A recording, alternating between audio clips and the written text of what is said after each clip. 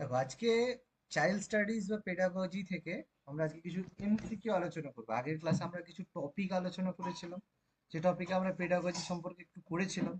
আবার আরো আমরা টপিক আলোচনা করব, যেখানে টপিকগুলো পড়বো। আজকে একটু এমসিকিউ আলোচনা করি, যে পেডাগজি থেকে বিভিন্ন ধরনের যে এমসিকিউ এসে থাকে, কিছু এমসিকিউ গুলো আমরা একটু ডিসকাস করি। দেখি যে এমসিকিউ গুলো করতে গিয়ে কি ধরনের প্রশ্ন আমাদের আসে এমসিকিউ এর মধ্যে পেডাগজিতে, সেগুলো আমাদের আজকের একটু আলোচনার বিষয়।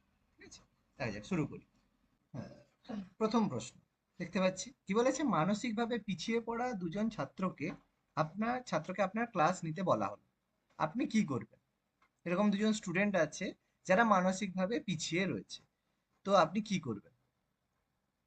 প্রথম বলেছে ছাত্র হিসেবে তাদের গ্রহণ করতে অস্বীকার করবেন, বলবেন না না এদের একটু মাথা খারাপ আছে, মেন্টাল আছে, আমি পড়াতে পারবো না।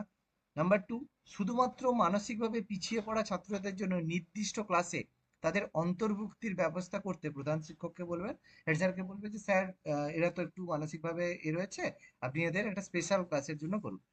নিজের ক্লাসে তাদের অন্তর্ভুক্ত করে শিক্ষাদানের জন্য মানসিকভাবে পিছিয়ে পড়া ছাত্রদের পড়ানোর পদ্ধতি শিখে নেবেন। আর অপশন ডি এর মধ্যে কোনোটাই করবেন না। তুমি কি করবে বলো? বিটা নাম্বার স্যার সিটা করুন। বলো বলো, নিজেরা বলো, কোনো অসুবিধা নেই, ভুল বিটা হতে পারে, ঠিক হতে পারে, কোনো সমস্যা নেই। Number C. আচ্ছা, নাম্বার সি। বাকি সৈকত কি মনে হচ্ছে, কি করবে? বি মনে হচ্ছে। বি। আচ্ছা দেখো, স্যার আমার এখানে কথা কি শুনতে পাচ্ছেন? হ্যাঁ, হ্যালো, শুনতে পাচ্ছি, শুনতে পাচ্ছি, বলো। স্যার সি হবে মনে হচ্ছে। একদম একদম। আমি অনেকক্ষণ দেখো, বলছি কিন্তু শুনতে পাচ্ছেন না আমার কথা। আচ্ছা, হ্যাঁ হ্যাঁ, এবার শোনা যাচ্ছে। আচ্ছা, অপশন সি হবে। তার কারণ, দেখো, মানুষ যখন তোমাকে হঠাৎ করে এরকম ক্লাসের মধ্যে তুমি বিভিন্ন রকমের চ্যালেঞ্জ ফেস করতে পারো, তুমি এক্সপেক্ট করে গেছো একটা ক্লাসে পড়ানোর জন্য, কিন্তু দেখলে সেই ক্লাসে স্টুডেন্টদের অবস্থা খুবই খারাপ, তাহলে কি তুমি স্যারকে বলবে স্যার এদের তো খুব একটা নেই, আপনি আমাদের অন্য ক্লাসের ব্যবস্থা করুন? সেটা করলে কিন্তু তোমার একটা ডিসকারেজ ব্যাপার হয়, ঠিক আছে? তো তোমাকে কি করতে হবে, একটা ম্যানেজ করা শিখতে হবে। সবসময় তোমার এক্সপেক্টেড অনুযায়ী যে ক্লাস হবে সেরকম ব্যবস্থা নয়। তুমি কি করবে, নিজের ক্লাসে তাদের অন্তর্ভুক্ত করবে, বলবে ঠিক আছে মানসিকভাবে হয়েছে, অসুবিধা নেই, এবং শিক্ষাদানের জন্য মানসিকভাবে পিছিয়ে পড়া ছাত্রদের পড়ানোর পদ্ধতি তুমি শিখে নেবে। হঠাৎ করে তোমাকে কখনোই তুমি বলবে না যে স্যার এদেরকে আলাদা, কারণ প্রত্যেক স্কুলে এই পরিকাঠামো নেই। যদি থাকতো তাহলে প্রধান শিক্ষক তাদেরকে এই ক্লাসে পাঠাতো না। তুমি একটা প্রাইমারি স্কুলে ভাবো না পড়ছো, সেখানে এরকম কোনো স্টুডেন্ট আসতেই পারে। তো সেইখানে কি তুমি প্রাইমারি স্কুল, যেটা আমাদের অ্যাকচুয়ালি আমরা যেটার জন্য পড়ছি, সেটা প্রাইমারি স্কুলে টিচার হওয়ার জন্যই পড়ছি, তো সেখানে সব স্কুলে প্রাইমারি স্কুলে তো এরকম পরিকাঠামো থাকে না, যে এই বিশেষ শিশুদের জন্য আলাদা ক্লাসের ব্যবস্থা, আলাদা টিচার, এত অবস্থা থাকে না। তো এগুলো প্রাইভেট স্কুল তারা করে রাখে, ঠিক আছে? তো সেই হিসাবে তোমাকে কি করতে হবে, শিখে নিতে হবে কিভাবে সেই বাচ্চাদেরকে তুমি পড়াবে, তার পদ্ধতি তোমাকে একটু শিখে নিতে হবে। কি বললাম, বোঝা গেল? খুব সুন্দর, যারা সি উত্তর বলেছে একদম ঠিক। চলো পরবর্তী প্রশ্ন কি বলেছে, ভিন্ন জাতির শিশুদের প্রতি একজন ছাত্রের আচরণ কিসের ভিত্তিতে গড়ে ওঠে? বিভিন্ন ধরনের কাস্ট আছে, তো একজন ছাত্র, সে ভিন্ন জাতির শিশুদের প্রতি ছাত্রের আচরণ কিসের ভিত্তিতে গড়ে ওঠে? ছাত্রের পিতামাতার আচরণের ভিত্তিতে, ছাত্রদের সহপাঠীদের আচরণের ভিত্তিতে, টেলিভিশনের প্রভাবে, না ছাত্রের আত্মীয়দের আচরণের ভিত্তিতে? ভেবে চিন্তে উত্তর দেবে। খুব ভালো প্রশ্ন, এই প্রশ্নগুলো খুবই ভালো, এগুলো আমি পরে করাতাম, কিন্তু এখন একটু আগেই একটু একটু করিয়ে রাখি, তাহলে তোমাদের একটা আইডিয়া হবে। এটা আমার মনে হচ্ছে। কি মনে হচ্ছে বলো বাবা? বি এটা হবে মনে স্যার, হচ্ছে। B। আচ্ছা, এ এ মনে হচ্ছে, পিতামাতা। হ্যাঁ, আমার পিতামাতাটা মনে হচ্ছে। বাকি কার, অন্য কার কি মনে হচ্ছে? স্যার, আমার বি মনে হচ্ছে। সহপাঠীদের। আর আর অন্য কারো কিছু মনে হচ্ছে? সহপাঠীদের মনে হচ্ছে। সমানে বি মনে হচ্ছে, মানে এই, সহপাঠীদের। মানে এ আর বি এর মধ্যেই গন্ডগোল। আচ্ছা, এখানে তোমাদের হ্যাঁ একটা স্যার। কথা বলে দিই, অ্যান্সার হবে অপশন ই। ঠিক আছে, তার কারণ সহপাঠীরা আচরণ কোথায় শেখে দেখবে, সবসময় বাবা মা কিন্তু এই জিনিসটা ডিসক্রিমিনেশন করে। বাবা মা বলে এই এই নিচু জাতির এরা আমার সাথে কিভাবে ক্লাস করবে। বাচ্চাদের মধ্যে কিন্তু এই জিনিসগুলো কখনোই, সহপাঠীদের মধ্যে এই জিনিসটা আসে না, যতক্ষণ না তার বাবা মা জিনিসগুলো তাদেরকে শেখায়। বাবা মা যদি ছোটবেলা থেকে বলে দেখ সবাই একসাথে বন্ধু খেলবি, সে কিন্তু বন্ধুত্ব সেরকম হবে। কিন্তু সহপাঠীরা হঠাৎ করে কে বুঝবে, তুমি একটা বলো না, তোমার ক্লাসে একটা ক্লাস ওয়ানের ছেলে বা টু এর ছেলে, সে বোঝে হিন্দু কি, মুসলিম কি, খ্রিস্টান কি? সে বোঝে না? গরিব, ও গরিব আমি বড় লোক, তার মধ্যে কিছু বোঝে? তার বাবা মা তাকে বলে বলে ও ও হচ্ছে এই এদের ঘরের ছেলে, ওর সাথে মিশবি না, ও বাজে। কিসের ভিত্তিতে বলছে? জাতির ভিত্তিতে বলছে। তার মানে এই যে জাতের ব্যাপারটা, এটা কিন্তু সহপাঠী বা আত্মীয়রা কেউ কিন্তু শেখায় না। তারা বাবা মা যেভাবে বলে সেভাবে, আমার না বাবা বলেছিল এটা, আমার না মা বলেছিল এটা। সেই জন্য ছাত্রদের পিতা মাতার আচরণের ভিত্তিতে কিন্তু একটা শিশুর আচরণ তৈরি হয়। কি বললাম, বোঝা গেছে? এই জন্য আজকের দিনে বাবা মা কিন্তু খুব ভাইটাল রোল প্লে করে এই জিনিসগুলোর পেছনে। কি বললাম, ক্লিয়ার? বোঝা গেল? সবারই ক্লিয়ার? হ্যাঁ স্যার, বুঝতে হ্যাঁ পেরেছি। আপনি যখন স্যার বোঝাচ্ছেন তখন এত ইজি লাগছে যে সত্যি কি করে ভুল করলাম। অ্যাকচুয়ালি স্যার কোশ্চেন পড়ে ধরতে পারাটা একটা ব্যাপার, এই কোশ্চেনগুলো এমন ধরনের ধরতে পারছিলাম না। হ্যাঁ, একদম এই ধরনের সহজই ছিল। প্রচুর প্রশ্ন আসবে। আমি এখান থেকে প্রায় ধরো 500টার মতো এই ধরনের টাইপ করাবো। যত করাবো তত আস্তে আস্তে বুঝতে পারবে। এবার আমি এগুলো একটু কিছুদিন পরে করাতাম, আজকে একটু করিয়ে নিচ্ছি। আমার মনে হলো তোমাদের আজকে একটু এই জিনিসটা দেখিয়ে দিই, তাহলে তোমাদেরও একটা ইন্টারেস্ট লাগবে যে এই ধরনের কোশ্চেন কি হতে পারে। এগুলো পেডাগজি পড়া হবে, পড়ার সাথে সাথে মানে এমসিকিউ হবে। এইগুলো কি বলতো, র্যান্ডম কোশ্চেন আসবে। এবার আমরা এগুলো পড়বো টপিক ওয়াইজ, যখন পড়বো পেডাগজি পুরো চ্যাপ্টার ওয়াইজ পর পর পর পর পেডাগজি আমরা পড়ে নেবো। কিন্তু তারপরে সেটা ছাড়াও আমাদের কিন্তু এক্সট্রা এরকম পড়তে হবে। তার মধ্যে কি হবে, মিসলেনিয়াস জিনিস যখন আসবে না, মাথা তখন কাজ করবে যে হ্যাঁ এই ব্যাপারটা। আর এগুলো এমন কি জানো তো, তুমি বই পড়ে তোমার মাথায় থাকবে না, তোমাকে প্র্যাকটিক্যাল রিয়েল লাইফ মানে তোমাকে চোখের সামনে একটা ভিজুয়ালাইজ করে নিতে হবে। এই ঘটনা হয়েছে, হ্যাঁ এটা এর সাথে হয়েছে।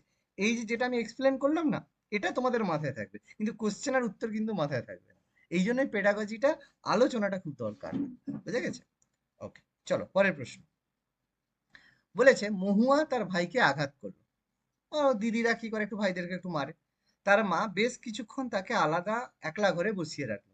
এরপর মহুয়ার ভাইকে আঘাত করার প্রবণতা অদ্ভুতভাবে কমে গেল। ঘটনাটিকে কিভাবে ব্যাখ্যা করা যেতে পারে? এরকম দেখবে হয় অনেক সময়, মারপিট করে, তারপরে কি করে, বাবা মা কি করে, তাকে ঘরে একটা বন্ধ করে কিছুক্ষণ রেখে দেয়, মারামারি কিচ্ছু করে না, একটা ঘরের মধ্যে একলা তাকে বসিয়ে রেখে দেয়। এই জিনিসটাকে কিভাবে তুমি ব্যাখ্যা করবে? বাকি তত্ত্বগুলো কিছু জানার নেই, তবু হচ্ছে একটু চেষ্টা করে দেখি। বলো না, ভুল হোক না, কোনো অসুবিধা নেই। স্যার, এ আর বি এর মধ্যে হতে পারে। আচ্ছা, এখানে অ্যান্সার হবে অপারেন্ট কন্ডিশনিং এর নীতির মাধ্যমে। জিনিসটা কি একটু বলো। দেখো, আমরা কি করি, একটা বাচ্চাদের প্রতি আমরা খুব একটা ভুল কাজ করি। কি জিনিস? বাচ্চা একটা ভুল করলে আমরা কি করি, সঙ্গে সঙ্গে তাকে দু চার ঘাত ধরিয়ে দিই, মেরে দিলাম এটা, ঠিক আছে?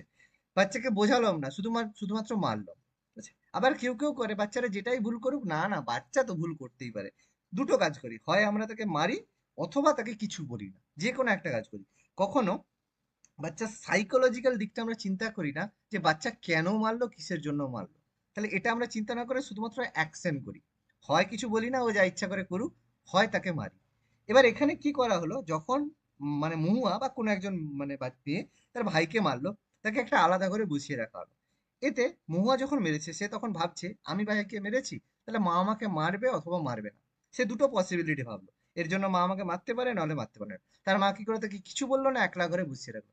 এবার দেখো, সে একলা ঘরে বসে বসে ভাবছে মা আমাকে কিছু বললো না কেন, তাহলে কি আমি কিছু ভুল করলাম? মানে তার ব্রেন বা তার মাথায় তাকে চিন্তা করার সম্ভাবনা তৈরি করছে।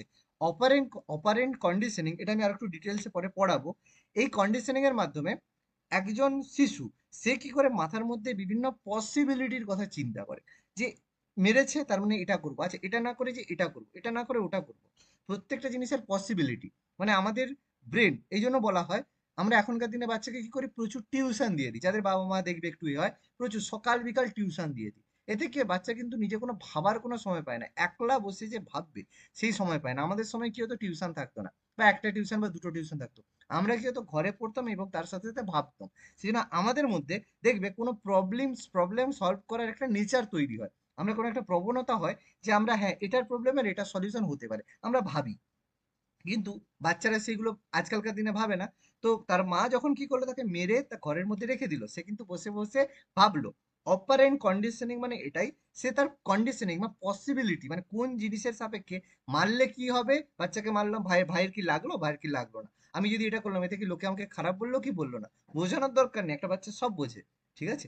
তো সেখান থেকে সে এই থটটা নিয়ে এলো। ফলে কি করলো, সে বুঝলো না মেরেছি, তার মানে কিছু ভুল করেছি, সেই জন্য আমাকে এরকম করেছে। সে নিজেই বুঝে নিল, কিছুক্ষণ পর বের করে নিলে সে অটোমেটিক এটা বুঝে যাবে। ক্লিয়ার হলো? বোঝাতে পারলাম জিনিসটা কি?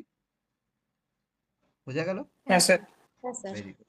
চলো পরের প্রশ্ন কি বলেছে। এখানে এইরকমই একটু মানে মানে আলোচনা ভিত্তিক হবে। ইকোলজিক্যাল পার্সপেক্টিভ অফ ডেভেলপমেন্ট কিসের ওপর গুরুত্ব আরোপ করে?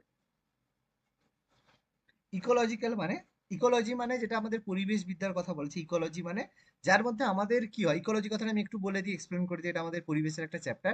ইকোলজি মানে আমাদের কি হয়, বিভিন্ন জড় বস্তু আছে এবং মানে সজীব বস্তু এবং নির্জীব বস্তু আছে।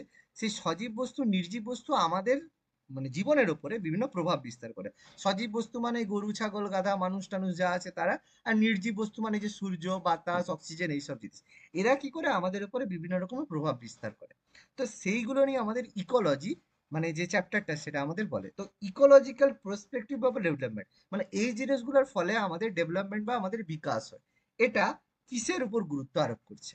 কতগুলি ধারাবাহিক ধাপের উপর, বিকাশের উপর, বংশানুক্রমের ভূমিকার উপর, আগের চ্যাপ্টারে আমরা বংশানুক্রমিক পড়েছিলাম, বিকাশের উপর শিক্ষণের ভূমিকার উপর, বা যে প্রেক্ষিতে তার বিকাশ ঘটছে তার উপরে, কিসের উপর বিকাশ ঘটছে তার উপর ডিপেন্ড করছে। বলো, উত্তর বলো, কোনো ভুল নেই, ভুল হলে কোনো সমস্যা নেই। ডি হতে পারে। ডি হতে পারে, বাকিদের কি সিটা মনে মনে হচ্ছে? সি, সি সিটা আর ডি মনে পাচ্ছি, হচ্ছে। সি বা ডি মনে করছে, আর কার কি মনে হচ্ছে বলো? এগুলো স্যার আমার আলোচনা। তো আমার বি আর ডি মনে হচ্ছে। বি আর ডি মনে হচ্ছে, মানে বি সি ডি তিনটে উত্তর আসছে। আচ্ছা, হ্যাঁ, অসুবিধা নেই, আরে বাবা আলোচনা, এই দেখো প্রথম কয়েকটা আলোচনা করতে করতে মনে হবে এটা সেটা, তারপর দেখবে আস্তে আস্তে নিজেরাই নিজেদের অ্যান্সার পেডাগজি নিজেরা অ্যান্সার করতে পারবে, ঠিক আছে? এখানে অ্যান্সারটা হবে অপশন ডি, মানে যে প্রেক্ষিতে তার বিকাশ ঘটছে তার উপর। মানে কেন বি হবে না? প্রথম কথা, এখানে বংশানুক্রমিকের কথা কিন্তু বলেনি কোথাও। ইকোলজিক্যাল ব্যাপারের সঙ্গে বংশানুক্রমের তো সেভাবে ডাইরেক্ট কোনো সম্পর্ক নেই। তুমি কোন বংশে জন্মগ্রহণ করছো তার সাথে ইকোলজির কি সম্পর্ক? সেভাবে কিছু না। তুমি যদি আম্বানির ঘরে জন্মগ্রহণ করো, সেখানে ইকোলজি কি বিশাল ব্যাপার না? সেরকম ব্যাপার না। তাহলে বংশানুক্রমিক ব্যাপারটা হবে না। এটা বলতে পারো সি অথবা ডি এর মধ্যে কিছুটা হবে, কিন্তু যেহেতু এখানে ইকোলজিক্যাল পার্সপেক্টিভ বলছে, এখানে শিক্ষণের ভূমিকা মানে এখানে কেউ তোমাকে শেখাচ্ছে সেরকম নয়। ইকোলজিক্যাল পার্সপেক্টিভ মানে তুমি বলো না, এই যে আমরা অক্সিজেন নিচ্ছি বা আমরা সূর্যের উপর ডিপেন্ড করছি, এটা কি মানে অক্সিজেন নিঃশ্বাস নেওয়ার জন্য তোমাকে কি কেউ শিখিয়ে দিচ্ছে? কোনো শিক্ষা, দেখো অক্সিজেনটা এরকম করে নেবে, ডান দিকের নাকটা দিয়ে নেবে, বাঁ দিকের নাকটা দিয়ে বের করবে, এরকম কি কেউ শেখাচ্ছে? না, দেখো নাকটা দিয়েই নেবে, মুখ দিয়ে কিন্তু নেবে না। অটোমেটিকই তো আমরা মানে যেভাবে হয় বিকাশ সেভাবেই আমরা বুঝে যাই যে কিভাবে নিঃশ্বাস নিতে হবে, এটা তো কেউ শিখিয়ে দেয় না। সেই কথাটাই বলা হচ্ছে, মানে যে প্রেক্ষিতে বিকাশ ঘটছে তার উপরে ইকোলজিক্যাল পার্সপেক্টিভটা নির্ভর করছে। ক্লিয়ার হলো? বোঝাতে পারছি কথাগুলো? হ্যাঁ স্যার। ওকে। যার যদি মনে হয় কিছু আলোচনার বিষয় হয়, স্যার এটা ব্যাপার অবশ্যই আলোচনা করবে, ঠিক আছে, আমি বোঝানোর চেষ্টা করব। ওকে, চলো পরবর্তী প্রশ্ন কি বলেছে। নিচের কোনটি একজন শিক্ষার্থীর ভীতি সম্পর্কে প্রযোজ্য নয়? শিক্ষার্থীর অনেক ধরনের ভীতি আছে, মেয়েদের অঙ্কে ভীতি আছে, ছেলেদের ইংরেজিতে ভীতি আছে, তাই তো? তো এখানে কোনটি শিক্ষার্থীর ভীতি সম্পর্কে প্রযোজ্য নয়? শৈশবের আবেগজনিত অভিজ্ঞতার ফলে ভীতি তৈরি হয়, জন্ম থেকেই শিশুর মধ্যে বহির্জগৎ সম্পর্কে ভীতি সঞ্চারিত হয়, শিক্ষার্থী ভীতির বহিঃপ্রকাশ এড়াতে চাইলেও পারে না, ভয়ের অনুভূতির বিপরীতে বিপজ্জনক কাজে শিক্ষার্থী প্রবৃত্ত। কি মনে হচ্ছে?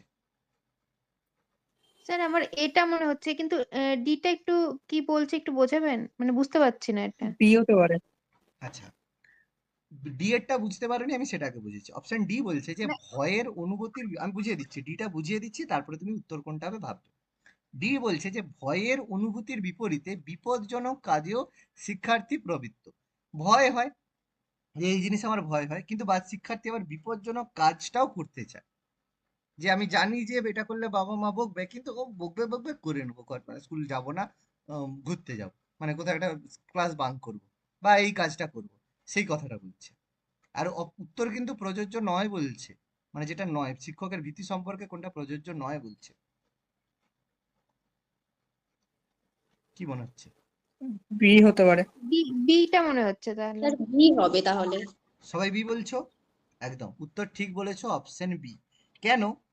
জন্ম থেকে শিশুর বহির্জগৎ সম্পর্কে ভীতি সঞ্চারিত, এটা ভুল কথা। কারণ জন্মের পর থেকে শিশু বাইরে কি হচ্ছে না হচ্ছে তার কোনো ব্যাপার নেই। সে জানে আমার মা বাবা আছে, মা বাবা আমাকে প্রোটেক্ট করবে, তারাই আমাকে দেখবে, তাদের খাওয়া দাওয়া পাবো সুন্দর। যখন সে আস্তে আস্তে কিশোরের পরে বাল্য অবস্থায় যাবে, যখন সমাজ সম্পর্কে সে বুঝতে শিখবে, তখন তার মনে হবে না বাইরের খুব ডেঞ্জার আছে। এবার আগে অবস্থায় সে বাইরের জগৎ সম্পর্কে তো সে বুঝতে পারবে না। সে মনে করবে এই মা বাবাই আমার সব, ঘরটাই আমার সব, ওই ঘরের বাইরে গেলাম ওই দুটো রুমই আমার সব। সে বহির্জগৎ সম্পর্কে তার কোনো আইডিয়াই নেই।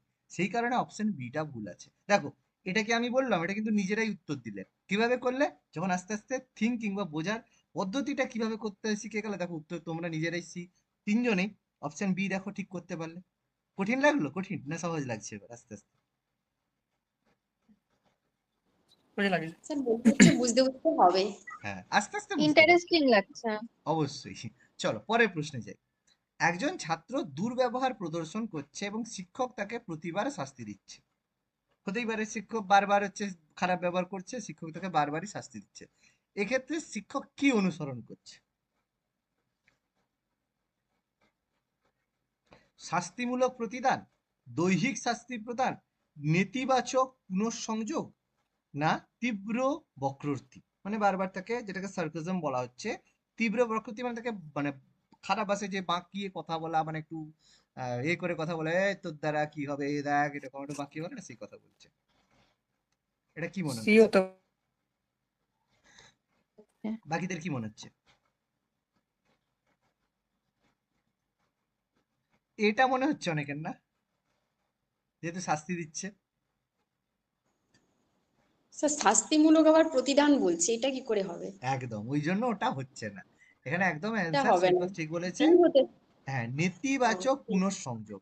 মানে তাকে বারবার শাস্তির মাধ্যমে ডিসকারেজ করা হচ্ছে। নেতিবাচক পুনঃসংযোগ মানে নেগেটিভ রিইনফোর্সমেন্ট। পুনঃসংযোগ মানে রিইনফোর্সমেন্ট, মানে একটা জিনিস তাকে বারবার নেগেটিভলি করা হচ্ছে, যে তুমি বারবার এটা করছো, বারবার তোমাকে শাস্তি দেবো। বারবার যখন এই জিনিসটা করা হচ্ছে, সেই কথাটা শিক্ষক এটাই অনুসরণ করছে, নেতিবাচক পুনঃসংযোগ বা নেগেটিভ রিইনফোর্সমেন্ট। রিইনফোর্সমেন্ট। ওকে, আচ্ছা, নেক্সট। পরেরটা কি বলেছে? পরেরটা বলেছে আচরণের তত্ত্ব, বিহেভিয়ারাল থিওরেমের অন্যতম গুরুত্ব বিষয় কি? আচরণের তত্ত্ব, বিভিন্ন স্টুডেন্ট বিভিন্ন রকমের আচরণ করে, তার অন্যতম গুরুত্বপূর্ণ বিষয় কি? বিকাশের বিষয়টি বুঝতে জ্ঞান বা ধারণা সংক্রান্ত পদ্ধতি, মানে পদ্ধতি ওটা অপ্রাসঙ্গিক, যেটাকে কগনিটিভ প্রসেস বলা হয়। মানে জ্ঞান আর ধারণা পদ্ধতিকে কগনিটিভ বলা হয়, কগনিটিভ ডেভেলপমেন্ট করেছি। পরিবেশগত উদ্দীপক এবং শিশুর আচরণের আন্তঃসম্পর্কের উপরে জোর দেওয়া, শিশুর আচরণকে পরিশীলিত করার উপরে জোর দেওয়া, পরিবেশ এবং উদ্দীপকের মধ্যে মধ্যস্থ হিসেবে তথ্য সরবরাহের উপরে জোর দেওয়া। মানে আচরণের তত্ত্ব মানে বিহেভিয়ারাল থিওরেম, মানে কেউ যে বিহেভ করছে, যে কি আচরণ করছে, তার অন্যতম এবং গুরুত্বপূর্ণ বিষয় কি? মানে এখানে এটা নয় যে সবগুলোই হতে পারে, এটাও কিন্তু কিন্তু তার মধ্যে গুরুত্বপূর্ণ বের করতে পারে। এরকম হতে পারে যে দু তিনটে এখানে অপশন আছে যেগুলো বিহেভিয়ারাল থিওরির ওপরের বিষয়, কিন্তু তার মধ্যে সবচেয়ে গুরুত্বপূর্ণ বিষয়, মানে কোনটার উপরে সবচেয়ে বেশি গুরুত্ব দিতে হবে সেটা আমাদের জানতে চাইছি। কি হবে বলো, ভেবেচিন্তে বলো। বি মনে হচ্ছে। বি মনে হচ্ছে, বাকিদের কি মনে হচ্ছে?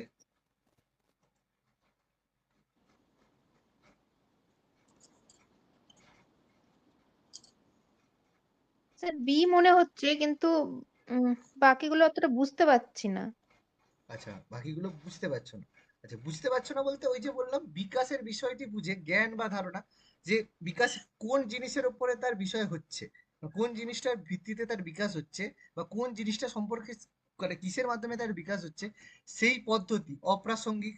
অবশ্যই অপ্রাসঙ্গিক না, সে তো প্রাসঙ্গিক তো। তাহলে এটা হচ্ছে ভুল ব্যাপার, এটা হচ্ছে কথাটা, স্টেটমেন্টটাই ভুল আছে। একদম অপ্রাসঙ্গিক না, অবশ্যই প্রাসঙ্গিক। ডি বলছে শিশুর আচরণকে পরিশীলিত করার উপরে জোর দেওয়া। শিশুর যাতে আচরণ, সে যাতে করে সেভাবে যাতে সে সব ঠিক আচরণ করে, বুঝুক না বুঝুক সে যেন আচরণটা ঠিক করে। এটা দেখবে, যেটাকে আমরা ডিসিপ্লিন বলতে থাকি। বাচ্চা পড়ুক না পড়ুক সে যেন সব আচরণ ঠিক রাখে। বাচ্চা খারাপ হোক কিন্তু ইউনিফর্ম যেন পরে আসে। যেমন স্কুলে ইউনিফর্মের ব্যাপারটা, একটা একটা কথা বলি, মানে কি বলবো, মানে এটা মানে বলাটা কি ব্যাপার, আমি কি মানে বলাটা উচিত কি উচিত না বলি না। এই যে স্কুলে ইউনিফর্ম পড়ার, ঠিক আছে, এটা অ্যাকচুয়ালি কোথা থেকে বা কি জন্য এসেছে বলো তো? এটা কিন্তু মানে অ্যাকচুয়ালি ভীষণ মানে বলতে পারে উচিত, বাচ্চারা ডিসিপ্লিনে থাকবে। কিন্তু এই ইউনিফর্মের ব্যাপারটা ব্রিটিশরা আমাদের জন্য করেছিল কিসের জন্য? যে আমাদেরকে অর্ডার দেওয়া হবে, যা অর্ডার দেওয়া হবে সেই অনুযায়ী আমরা পালন করব। মানে যেটা মিলিটারিতে করা হয়, যারা মিলিটারি আর্মি টার্মি হয়, তারা কিন্তু কখনোই ঠিক ভুল কখনোই বিচার করে না। তাকে বলা হলো এখানে যাও গুলি করবে, যাকে ভাবে এদেরকে গুলি করবে চলে আসবে, তারা কিন্তু কোনো প্রশ্ন করবে না, তারা গুলি করে চলে আসবে। ঠিক কি ভুল কি তারা কিন্তু কোনো বিচার করবে না। সেরকম শিশুর আচরণকে পরিচালিত, মানে ছোট থেকে শিশুকে তার আচরণ মানে ডিসিপ্লিন শেখানো হয়। এটা খুবই মানে না বুঝিয়ে ডিসিপ্লিন শেখানো হয় ছোটবেলা থেকে। এবার কিছু ভালো দিক আছে, কিন্তু বেশিরভাগটাই আজকালকার দিনে খারাপ হয়ে যাচ্ছে, ঠিক আছে?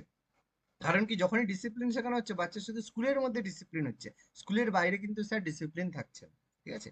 তো এটা জোর দেওয়া, এটা সেভাবে কোনো এর মধ্যে পড়ে না, এটা বাদ। আর পরিবেশ এবং উদ্দীপকের মধ্যে মধ্যস্থ হিসেবে তথ্য সরবরাহের উপরে জোর দেওয়া, মানে পরিবেশ এবং পরিবেশ রয়েছে এবং তার উদ্দীপক, মানে যার মাধ্যমে সে মানে শিক্ষাটা নিচ্ছে, তাদের একটা মিডিয়াম হিসাবে তথ্য, মানে সেই পরিবেশ থেকে যে বিভিন্ন তথ্যগুলো রয়েছে, সে যাতে সঠিক তথ্য পায় তার উপরে জোর দেওয়ার কথা বলা হচ্ছে। আর বি বলেছে কি, পরিবেশের উদ্দীপক এবং শিশুর আচরণের মধ্যে আন্তঃসম্পর্কের উপরে জোর দেওয়া। কি মনে হচ্ছে এখানে? এবার অপশন বুঝতেই পারছো, বি এবং ডি এর মধ্যে হবে। পরিবেশ আর উদ্দীপকের মধ্যে হয় মধ্যস্থ হিসেবে কাজ করো, নাহলে আন্তঃসম্পর্কের উপরে জোর দিও। অ্যান্সার কি হবে? এবারে মনে হচ্ছে স্যার বি হবে। হ্যাঁ, এবারে বি মনে হচ্ছে, ঠিক আছে, অথবা ডিও মনে হতে পারে। অ্যান্সার এখানে ডি করবে। কেন করবে? কারণ দেখো, পরিবেশের উদ্দীপক এবং শিশুর আচরণের আন্তঃসম্পর্ক, যেটা অবশ্যই এটাও কিন্তু একটা বৈশিষ্ট্যের মধ্যে পড়ে, এটাও বৈশিষ্ট্যের মধ্যে পড়ে, এটাও বৈশিষ্ট্যের মধ্যে পড়ে। কিন্তু আমাদের বিহেভিয়ার থিওরির সব থেকে গুরুত্বপূর্ণ বিষয় এটাই, যে তাদের মধ্যে যে মধ্যস্থ হিসাবে, মানে তুমি পরিবেশ থেকে কি তথ্যগুলো পাচ্ছ, সেই তথ্যের ব্যবহার কিভাবে করছো তার উপরে তোমাকে জোর দিতে হবে। মানে তুমি পাচ্ছ যে গাছ থেকে আমরা ফল পাই, এটা তুমি একটা তথ্য পাচ্ছ। এবার একজন কি করছে, এই তথ্যটা দিয়ে বলছে গাছ থেকে আমরা ফল পাই, এই জন্য গাছ থেকে যত ফল আছে সব পেড়ে নেবো। আরেকজনকে শেখানো হচ্ছে গাছ থেকে আমরা ফল পাই, ওই জন্য গাছকে আমরা পরিচর্যা করবো। তার মানে একই তথ্য আমরা দু জায়গায় ব্যবহার করলাম। সেটাই বলছে, তার মানে আমাদের কি করতে হবে, তার মধ্যে থেকে, তার মধ্যস্থ হিসেবে থেকে তথ্যের ব্যবহার, মানে সেই তথ্যটাকে নিয়ে সে কিভাবে ব্যবহার করছে তার উপরে জোর দেওয়া। এটা সব থেকে গুরুত্বপূর্ণ কাজ। বোঝাতে পারলাম না পারলাম না? ক্লিয়ার হলো? হ্যাঁ স্যার। হ্যাঁ স্যার। হ্যাঁ স্যার। বিও কিন্তু মানে ভুল উত্তর নয়, যদি ডি না থাকতো বি কিন্তু উত্তর হতো, ঠিক আছে? কিন্তু যখন ডি আছে, ডি হচ্ছে মোস্ট ইম্প্রুভ। আমি এই কারণেই বললাম এখানে দুটো অথবা তিনটে উত্তর হবে, যেগুলো কিন্তু ঠিক, কিন্তু তার মধ্যে কোনটা বেশি ঠিক সেটা আমাদের উত্তর করতে হবে। ওকে, এই জন্য আলোচনাটা প্রয়োজন এই চ্যাপ্টার, মানে এই পেডাগজিতে। আচ্ছা, বিশেষ শিক্ষা বা স্পেশাল এডুকেশন কিসের সঙ্গে সম্পর্কিত? ডাইরেক্ট কোশ্চেন, কোনো অসুবিধা নেই, এটা একদম সোজা সাপটা একটা প্রশ্ন। বিশেষ শিক্ষা কাদের দেওয়া হয়? অক্ষমদের বি স্যার একটা বি। বি। বি। অবশ্যই, অবশ্যই যারা বিশেষ চাহিদা সম্পন্ন শিশু হয়, মানে যারা অক্ষম হয়, যারা মানে ঠিকভাবে পড়তে পারে না, তাদের জন্যই অবশ্যই বিশেষ শিক্ষা বা স্পেশাল এডুকেশন দেওয়া হয়, অবশ্যই তাদের জন্য। যারা অক্ষম, বয়স শিক্ষা আলাদা ব্যাপার, প্রতিভাবান শিক্ষা, শিক্ষক শিক্ষণ সম্পর্ক, মানে বিএড ডিএলএড এর কথা বলেছে সেগুলো।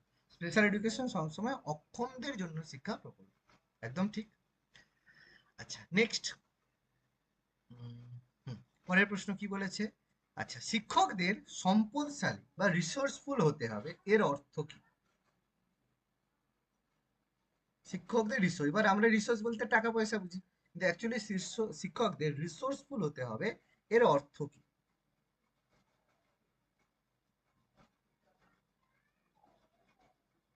সি নাম্বারটা মনে হচ্ছে। স্যার সি হবে। অবশ্যই রিসোর্সফুল মানে মাস্টারমশাইয়ের কত টাকা আছে বা অর্থ শিওর। সমষ্টি, হ্যাঁ সেরকম, কিন্তু সেগুলোকে তার রিসোর্স বলে না, সেটা ব্যবসায়ীদের রিসোর্স বলে, ঠিক আছে? সেই জন্য এ কখনোই হবে না। ক্ষমতার সর্বোচ্চ স্তরে তার যোগাযোগ থাকতে হবে, তাহলে কেউ তার ক্ষতি করতে পারবে না। এগুলো ভুল হলেও আজকের দিনে এগুলো ঠিক, তাই না?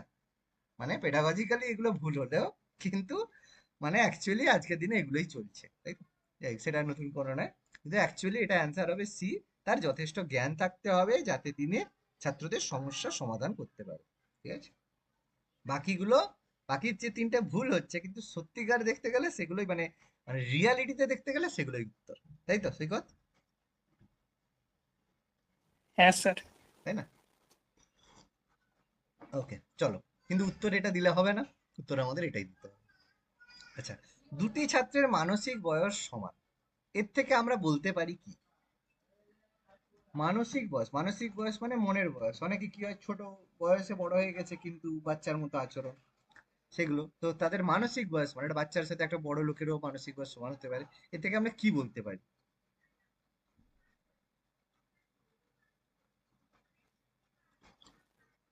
মানসিক বয়স সমান মানে নাম্বার বিটা তাদের তাদের শেখা বৌদ্ধিক ডি হতে প্রকার পারে, সমান। তাদের শেখার ক্ষমতা ভিন্ন প্রকার হতে পারে। ভিন্ন, স্যার আমারও মনে হচ্ছে ভিন্ন প্রকার হবে, তাদের মানসিক বয়সটা সমান হলেও হুম, হবে না, কোনো অসুবিধা নেই। এটা তো মানে আলোচনা করতেই হবে, মানসিক বয়স সমান, এর থেকে আমরা কি বলতে পারি? স্যার ডি আমার হবে। আমার বি মনে হচ্ছে। বি মনে হচ্ছে, ঠিক আছে। আচ্ছা দেখো, দুটি ছাত্রের মানসিক বয়স সমান, ঠিক আছে। তার মানে এবার দেখো, এখানে বলেনি কিন্তু দুটো আলাদা আলাদা বয়সের, বলছে দুটি ছাত্রের মানসিক বয়স সমান। তার মানে মানসিক বয়স সমান মানে যে তাদের আগ্রহের, তোমরা সি বলছো তাই তো, আগ্রহের বিষয় একই, এটা তুমি কি করে বলতে পারো? দুজনের মানসিক বয়স যদি সমান বলো, তার মানে কি তাদের মানে আগ্রহ সেম? দুজনেই কার্টুন পছন্দ করে, কিন্তু একজনের কার্টুন তো মানে দুজনেই স্কুলে পড়ে, দুজনেই মোটামুটি কার্টুন পছন্দ করে, একজন টম অ্যান্ড জেরি পছন্দ করে, একজন মিস্টার বিন পছন্দ করে, তাহলে কি তাদের আগ্রহের বিষয় একই হলো? বা এ ক্রিকেট খেলতে পছন্দ করে আর সে কমিক্স গল্পের বই পড়তে পছন্দ করে, তাহলে কি তাদের আগ্রহের বিষয় একই হলো? জিনিসগুলো বোঝার চেষ্টা করো। তুমি কি বলতে পারো আগ্রহের বিষয় একই? নিশ্চয়ই না। না, এক না না। স্যার, ব্যাস। না। আচ্ছা, তাহলে সি আমাদের বাদ চলে গেল। আর কি বলছো বলো, কোনটা? Number B. নাম্বার বি, বৌদ্ধিক পরিমাণ সমান। বৌদ্ধিক পরিমাণে যেটাকে আমরা আইকিউ বলছি, তাহলে মানসিক বয়স সমান হওয়া মানে দুজনের আইকিউ সেম হবে? মানে তুমি নিজেই ভেবে দেখো না, আইকিউ কি সমান হতে পারে? না, সমান হবে না।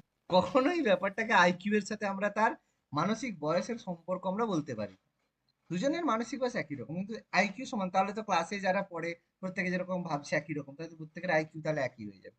আইকিউ কিন্তু সম্পূর্ণ অন্য জিনিস। আইকিউ এটা নয় যে সে যত প্রচুর পড়েছে, বা তোমাকে জিজ্ঞেস করা হলো যে তোমার পৃথিবীতে যতগুলো দেশ আছে তার তুমি রাজধানী মুখস্থ করে নিয়েছো, যত জায়গার প্রধানমন্ত্রী আছে সবার নাম মুখস্থ করে নিয়েছো, তার মানে কি তোমার আইকিউ খুব ভালো? নিশ্চয়ই না। আইকিউ কিন্তু কখনোই এটা বলেনি যে তুমি কতটা মুখস্থ করতে পেরেছো, কতটা তোমার মনে আছে, সেটা আইকিউ দ্বারা ডিসাইডেড হয় না। আইকিউ মানে তোমার প্রবলেম সলভিং এর কথা নেচার বলা হচ্ছে। তোমাকে একটা সিচুয়েশন দেওয়া হলো, সেই সিচুয়েশনে তুমি কিভাবে উত্তর দিতে পারো সেটা তোমাকে বলা হলো, ঠিক আছে। যেমন তোমাকে একটা প্রশ্ন দেওয়া হলো, যে কোনো একটা প্রশ্ন দেওয়া হলো, যে সাপোজ তোমাকে বলা হলো যে মহাকর্ষ সূত্র নিউটন, আহ, মহাকর্ষ সূত্র তোমার হচ্ছে আইনস্টাইন কত খ্রিস্টাব্দে আবিষ্কার করেছিল? তুমি উত্তর দিতে পারবে?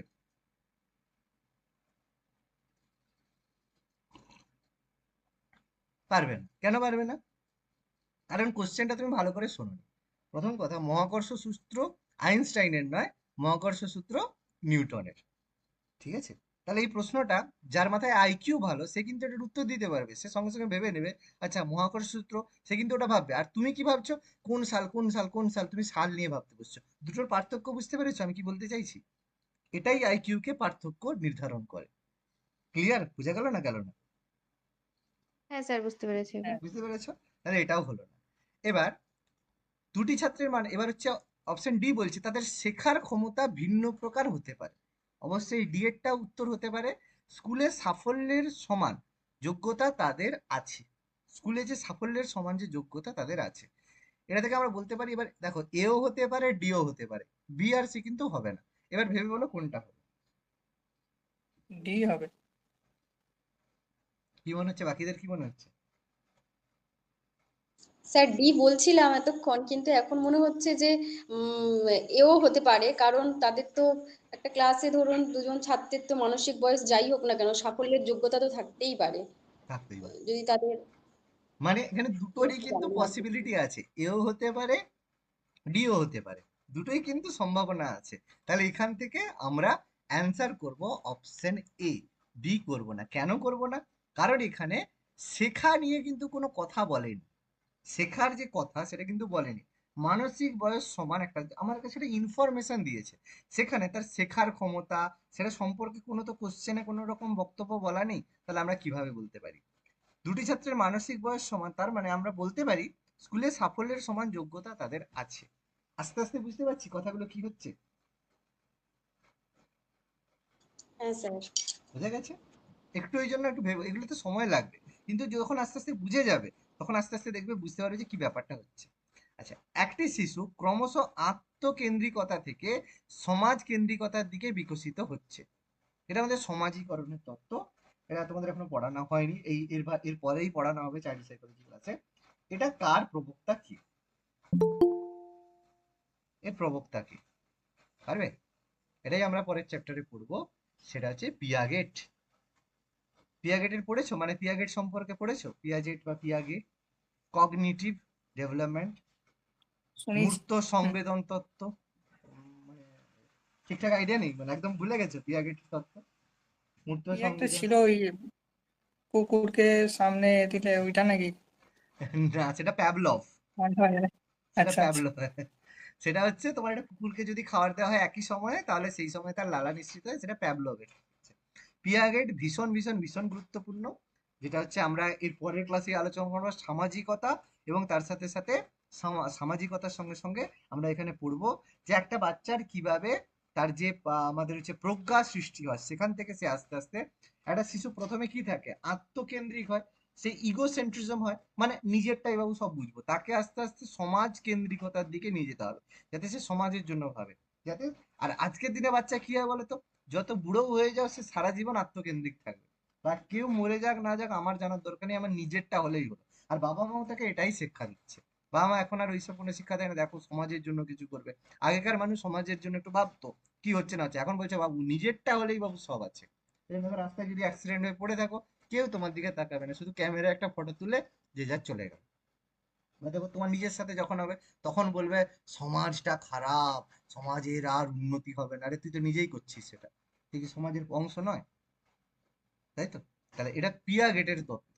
সমাজকে খারাপ বলার আগে নিজে কেমন খারাপ সেটা তো ভাবতে হবে। নিজে ঠিক হলে আস্তে আস্তে সমাজও ঠিক হবে। কারণ মানে মানুষ সমাজের বাইরে নয়। Okay? এটা বুঝতে হবে। চলো পরের প্রশ্ন। পিয়াগেটের মতে একটি শিশুর বিকাশের ফর্মাল অপারাইজেশন অপারেশনাল স্টেজ, এটা আমাদের থিওরিটা পড়ালে তখন বুঝতে পারবে। পারবে এটা? বলো না, ভুল ভুল হোক না, এটা বোঝা যাচ্ছে। 7 থেকে 11 নাকি?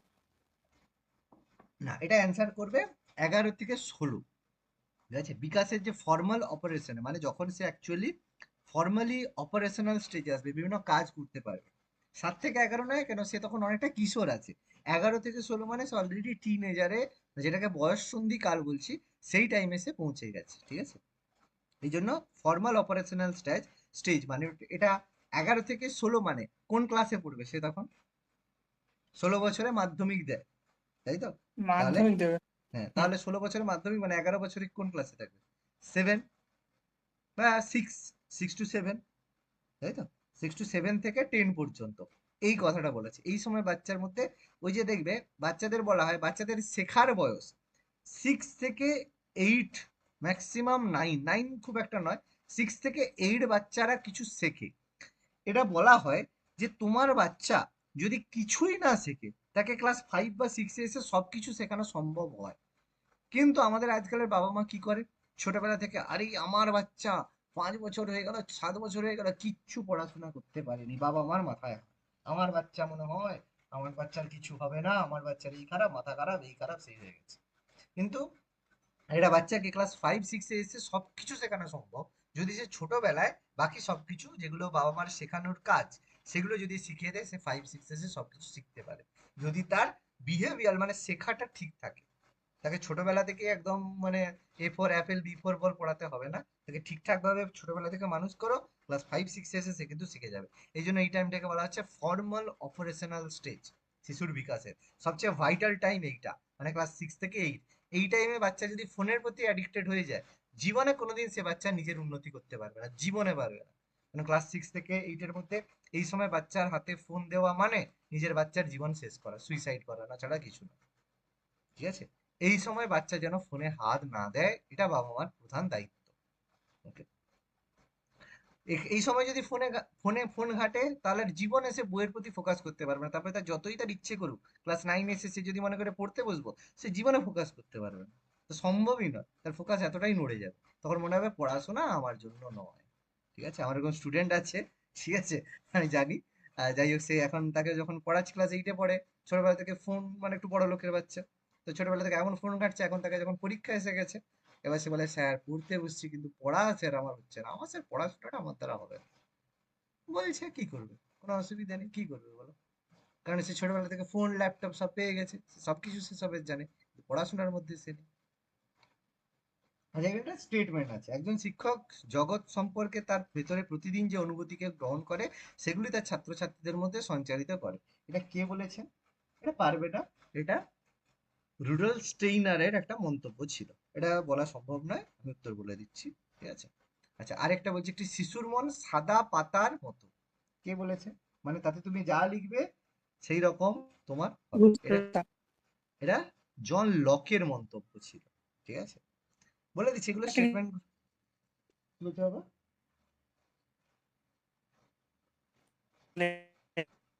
এই রে, কথা তো কেটে যাচ্ছে।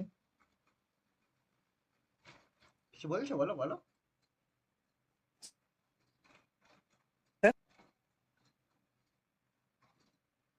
কেউ কিছু শুনতে পাচ্ছ? কথা তো কেটে যাচ্ছে, তাই না? না, শুনতে পাচ্ছি। কি বলছে গো? স্যার শোনা যাচ্ছে? হ্যাঁ, এবার বলো। হ্যাঁ স্যার, কিছু বলছিলাম না স্যার, রুষা বলছিলাম ওই। না না, দুশো হবে না। এটা জন লক, তিনি একজন ব্রিটিশ দার্শনিক ছিলেন। ঠিক আছে। তিনি তার একটা যে, তার যে মানে কনসেপ্ট, সেই কনসেপ্টটার নাম হচ্ছে অভিজ্ঞতাবাদ। ঠিক আছে। তিনি একজন অভিজ্ঞতাবাদ নামে একটা দার্শনিক ধারা, বিভিন্ন রকমের দার্শনিক হয় তো, দার্শনিক ধারা হয় তো, তো তিনি অভিজ্ঞতাবাদ বলে সম্পর্কে একটা দার্শনিক বা ফিলোসফিক্যাল থিওরি প্রকাশ করেছিলেন, যেখানে তিনি বলেছিলেন যে অভিজ্ঞতার মাধ্যমে আমরা, একটা শিশু যে কোনো জিনিস শেখে। তো সেখানেই তিনি বলেছিলেন যে একটা মানে শিশুর মন সাদা পাতার মতো, যার মাধ্যমে তুমি তাতে যা লিখবে সে বাচ্চা সেভাবে তৈরি হবে। মানে অভিজ্ঞতা এবং পরিবেশের প্রভাবে তার জ্ঞান তৈরি হবে। এই জন্য অভিজ্ঞতাবাদের স্রষ্টা বা প্রবক্তা হচ্ছে জন লককে বলা হয়ে থাকে। ওকে।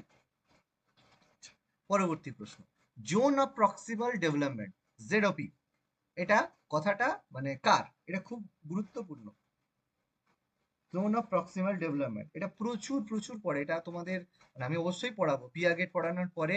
আর এই জোন অফ প্রক্সিমাল ডেভেলপমেন্টই আমাদের প্রজ্ঞা, মানে প্রজ্ঞার সাথে সম্পর্কিত। এখান থেকে আমাদের প্রজ্ঞা বিকাশিত হয়। স্টেইনার। কি মনে হবে? জেডপিডি, সেটা ছবি স্টেইনার। আছে। এটা এটা একটা ছবি আছে, যে তোমরা আসলে পড়োনি তো এখন এই জিনিসগুলো। এর প্রধান এই যে ধারণা জেডপিডি বলা হয়, এটা হচ্ছে ভাইগটস্কি। এটাই পড়াবো তোমাকে। এটা হচ্ছে ভাইগটস্কি, রাশিয়ান মনোবিজ্ঞানী ছিলেন। ইউএসএসআর বা রাশিয়ান মনোবিজ্ঞানী ছিলেন ভাইগটস্কি। ঠিক আছে। তিনি এই সম্পর্কে বলেছিলেন। জেডপিডি আমি পড়াবো। এখানে বলা হয় কি, জেডপিডির কথাটা আমি একটু বুঝিয়ে দিচ্ছি। বলা হয় একজন শিক্ষার্থী, এখানে বলেছিলেন যে একজন শিক্ষার্থী একা কি কি করতে পারে, আর একজন দক্ষ ব্যক্তি, কোন একটা বিষয়ে দক্ষ সেই ব্যক্তি কি কি করতে পারে, তাদের মধ্যে যে শিক্ষার যে ব্যবধান হয়, মানে যে অঞ্চলে, মানে আমার যদি ভেন ডায়াগ্রাম মনে আছে, ভেন ডায়াগ্রাম সম্পর্কে একটু আইডিয়া আছে তো? আচ্ছা, এখানে আমরা যদি দুটো এরকম ভাবি, এখানে এক সাইডে হচ্ছে যারা একজন শিক্ষার্থী রয়েছে, যে শিক্ষার্থী যে আস্তে আস্তে কোনো কিছু শিখবে, মানে সে কিন্তু এই জায়গায়, মানে একজন শিক্ষার্থী একা কোনো কাজ করতে পারে সেটা। আর এটা হচ্ছে কোনো একজন দক্ষ ব্যক্তি। এর মধ্যের যে কমন জায়গা, এর মধ্যে যে কমন জায়গা, মানে দুজনের মধ্যে যে কমন যায়, মানে নির্ধারিত স্থান, সেই জায়গায় সব থেকে বেশি শিখন হয়। এই জায়গায় কোনো জিনিস শিখন ম্যাক্সিমাম হয়। মানে আমি একটু মানে ভালোভাবে যদি একটু বোঝাই, যে সাপোজ তুমি তুমি হচ্ছে একজন স্টুডেন্ট। ঠিক আছে, আমি তোমাদের বুঝিয়ে দিই, বুঝে যাবে, খুব কঠিন না। তুমি একজন স্টুডেন্ট, তুমি কি করলে, একজন টিচারের কাছে এলে। ঠিক আছে, তুমি একজন স্টুডেন্ট, তুমি একজন টিচারের কাছে এলে। এবার তুমি, টিচার তোমাকে শেখাতে চাইছে, মানে আমি তোমাদের শেখাচ্ছি, আমি শেখানোর সময় কি করলাম, আমি সুন্দর একটা লেকচার দিয়ে দিলাম, দেখো এইটা হচ্ছে জেডপিডি, এরকম ভাবে পড়বে, হ্যান ত্যান, আমি একটা বলে টপ লেভেলের একটা দক্ষ লেকচার দিয়ে চলে গেলাম। তোমরা কিছু বুঝলে? হ্যাঁ করে বসে থাকলে। ঠিক আছে। আর তুমি এখানে মাথায় ঢুকছো যে আমি তো স্টুডেন্ট, স্যারের বোঝানোই আমার ডিউটি, আমি স্যার যা বোঝাবে আমি শুধু শুনবো, দেখি বুঝতে পারি কিনা। কেউই শিখতে পারবে না। কেন? কারণ তুমি এই ধারে বসে আছো, টিচার এই ধারে বসে আছে। কখন তোমরা শিখতে পারবে? যখন শিক্ষার্থী টিচারকে বুঝবে, যে টিচার কি বোঝাতে চাইছে, টিচারের মতো জায়গায় রেখে নিজেকে বুঝবে। আর টিচার যখন স্টুডেন্টের জায়গায় নিজেকে রেখে বুঝবে, তখন শেখাটা ম্যাক্সিমাম হয়। সেটাকে বলে যে জোন অফ প্রক্সিমাল ডেভেলপমেন্ট বা জেডপিডি। বোঝা গেছে? 100% ক্লিয়ার? হ্যাঁ স্যার। হ্যাঁ।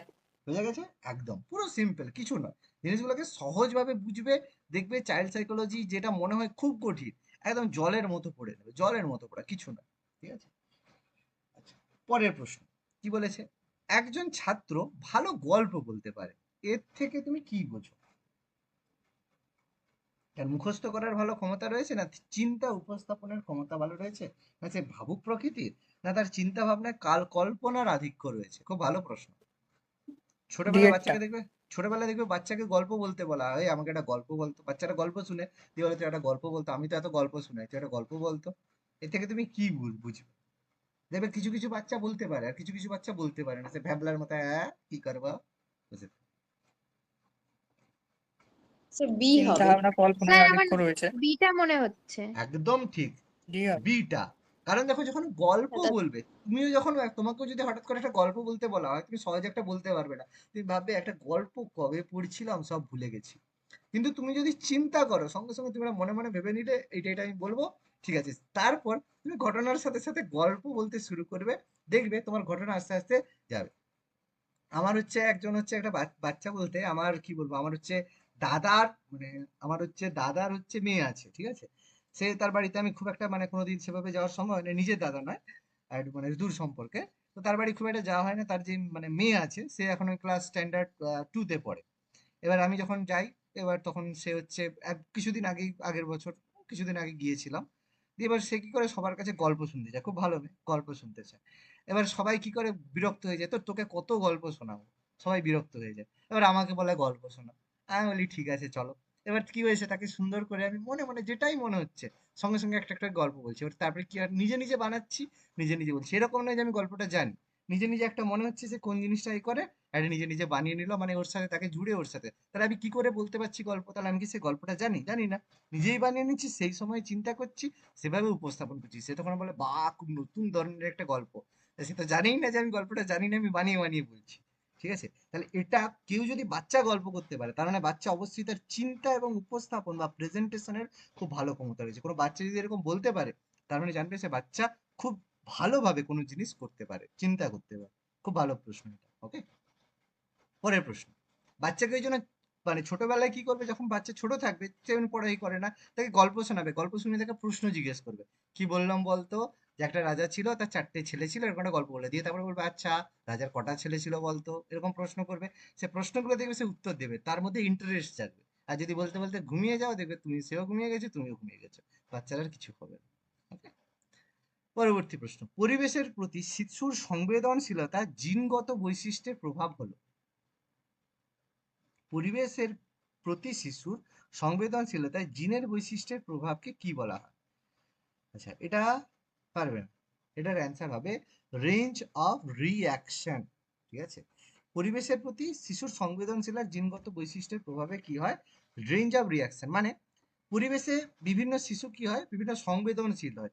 কেউ দেখবে কারো দুঃখ দেখলে তার মধ্যে দুঃখ মানে কষ্ট আসে, কেউ দেখবে হলে মানে যা হয়েছে হয়েছে আমার কিছু যায় আসে না। দেখবে যার বাবা মা একটু ইমোশনাল হয়, তার বাচ্চা কিন্তু অবশ্যই যে কোনো জিনিসে একটু কষ্ট পায় বা সেও বেশি ইমোশনাল হয়। ঠিক আছে, এটা জেনেটিক্যালি হয়ে থাকে।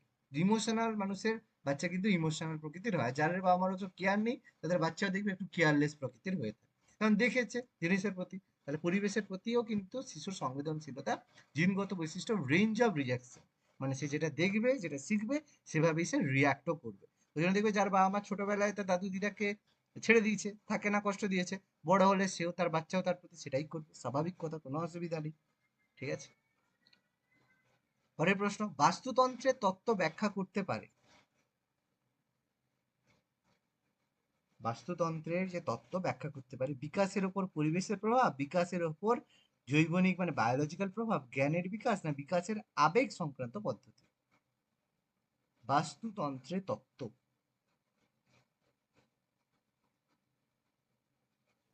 বিকাশের উপর পরিবেশের প্রভাব। একদম ঠিক, বিকাশের ওপর পরিবেশ। দেখো যখন হচ্ছে না, যেগুলো যেগুলো হবে না বাদ দাও। বাস্তুতন্ত্রের তত্ত্বকে তুমি কি জ্ঞানের বিকাশ দিয়ে রিপ্রেজেন্ট করতে পারো? তুমি নিজেই বলো না, বাস্তুতন্ত্রের তত্ত্ব কি জ্ঞানের বিকাশের সাথে কোনোভাবে সম্পর্কিত? না। না। বিকাশের ওপর আবেগ সংক্রান্ত পদ্ধতি, এটা কি বাস্তুতন্ত্রের সাথে কোনোভাবে সম্পর্কিত? নয়। না। সিডি তাহলে কোনো মতে দেখো হবেই না। তাহলে হতে পারে এ অথবা বি। বিকাশের ওপর পরিবেশের প্রভাব, বিকাশের ওপর জৈবনিক প্রভাব। এবার এটা মনে হতে পারে জৈবনিক প্রভাব বা বায়োলজিক্যাল প্রভাব, কিন্তু বিকাশের ওপর শুধু কি জৈবনিক প্রভাব কি বাস্তুতন্ত্রের মধ্যে পড়ে? তার মধ্যে অজীবও তো পড়ে, মানে বায়োটিক আর হুম। অ্যাবায়োটিক দুটোই তো পড়ে, না যে কোনো একটা পড়ে? দুটোই পড়ে, বায়োটিকও পড়ে আর অবায়োটিকও পড়ে। তাহলে দুটোই করে। বায়োটিক আর অবায়োটিক নিয়েই তো আমাদের পরিবেশ তৈরি হয়। ক্লিয়ার করতে পারলাম? ক্লিয়ার করতে গেলে কি বলতে চাইছি? হ্যাঁ হ্যাঁ হ্যাঁ স্যার। বাকিদের ক্লিয়ার? হ্যাঁ স্যার। ওকে, এই যেটা ঠিকঠাক করে করবে, যখন উত্তর দিতে পারছো না সঙ্গে সঙ্গে ক্যান্সেলের দিকে চলে যাবে, বুঝতে পারছো না যেগুলো হবে না সেগুলোকে করবে। ওকে, তাহলে দেখবে উত্তর বেরিয়ে চলে আসবে। আচ্ছা, একজন ছাত্র আপনার স্কুলে ভর্তি হলো, সে সাংস্কৃতিকভাবে পিছিয়ে পড়া পরিবার থেকে আসছে, হতেই পারে সবার বাবা মা কালচারালি ডেভেলপ নয়। আপনি কি করবেন? তুমি তাকে কি করবে? যে এমন ক্লাসে তাকে রাখবেন যেখানে সাংস্কৃতিকভাবে পিছিয়ে থাকা অংশের ছাত্ররা রয়েছে, তা ছাত্রটিকে সাংস্কৃতিক পরিমণ্ডল কেমন তা খতিয়ে দেখতে উদ্যোগ নেবেন, তাকে আর 5 জনের সঙ্গে সাধারণ ক্লাসেই রেখে দেবেন, তার জন্য বিশেষ ব্যবস্থা নেবেন, না তাকে বৃত্তিমূলক শিক্ষা নিতে উৎসাহ দেবেন, যে বাবু তোমার সাংস্কৃতিক অসুবিধা আছে, তুমি ওই মানে যে বৃত্তিমূলক মানে যেসব মানে ওই তোমার স্কলারশিপ হয় সেই পরীক্ষাগুলো তুমি দিবে। তো তুমি কি করবে? স্যার বি বা সি এর মধ্যে হবে মনে হচ্ছে, তবে সি হতে পারে। সি স্যার হবে মনে হচ্ছে। বাকিদের কি মনে হচ্ছে? বাকিদের কি মনে হচ্ছে? আচ্ছা, বলেই দিই, ঠিকই বলছো, বেশিরভাগ যেহেতু সি এর দিকে যাচ্ছে, উত্তর সি হবে। কেন হবে? প্রথম কথা, সে যদি সাংস্কৃতিকভাবে পিছিয়ে থাকে, তাকে এমন ক্লাসে রাখবো যেখানে সাংস্কৃতিকভাবে পিছিয়ে থাকা ছাত্ররা রয়েছে, এগুলো তো কোনো কথা নয়। যে তাকে পৃথক করতে আমি কেন যাব? যে এখানে সাংস্কৃতিকভাবে পিছিয়ে আছে কিরকম ব্যাপার না, যেরকম ক্লাসে আছো সেভাবেই থাকবে। সাংস্কৃতিক পরিমণ্ডল খতিয়ে দেখতে তার উদ্যোগ কেন, কিসের জন্য? আমার কোনো তার যদি ইচ্ছে থাকে সে নিজেই যাবে, নাহলে যাওয়ার দরকার নেই, ঠিক আছে? বৃত্তিমূলক শিক্ষা দিয়ে সে কোন দিকে যাবে সে তার ব্যাপার, তাতে আমি কেন মাথা ঘামাতে যাবো, ঠিক আছে?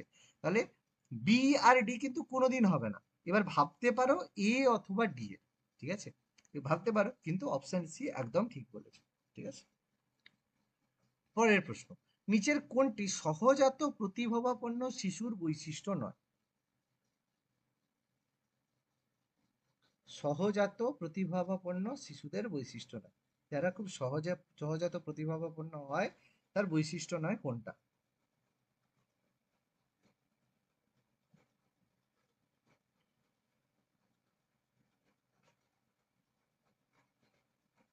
তাহলে সহজাত সহজাত প্রতিভাবাপন্ন শিশুর বৈশিষ্ট্য কি কি সেগুলো আগে ভাবো, নয় কোনটা বেরোবে? আচ্ছা, যারা প্রতিভাবাপন্ন হয় তারা কি করে? সময় সম্বন্ধে শৈশবেই ধারণা অর্জন করতে পারে। প্রতিভাবান যারা শিশু হয় তারা সব মানে খুব ইজিলি বুঝতে পারে যে ছোটবেলা থেকে কি করতে হবে না করতে হবে, সে কিন্তু জানে। অভিজ্ঞান এবং জ্ঞানকোষ সম্পর্কে আগ্রহ, তার কিন্তু ছোটবেলা থেকে যে ডিকশনারি আর কোন কোন জিনিসের ইনফরমেশন আছে তারা কিন্তু সেগুলো সম্পর্কে তারা জেনে থাকে। নাম্বার 3, সহপাঠীদের সঙ্গে সহজ সম্পর্কের অভাব।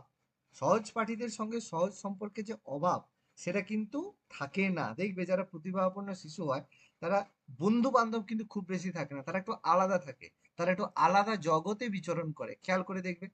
ফলে তার যে সহপাঠীদের সঙ্গে তার যে সহজ সম্পর্ক সেটা কিন্তু কখনোই তার মধ্যে মানে অভাব কিন্তু হয় না। সে কিন্তু মানে সহপাঠীদের সঙ্গে মানে সহপাঠীদের মধ্যে থেকে বেশি বুদ্ধিমান হয়, ঠিক আছে? সেই জন্য সে কিন্তু সহজে বন্ধু বান্ধবের সাথে মিশতে পারে না।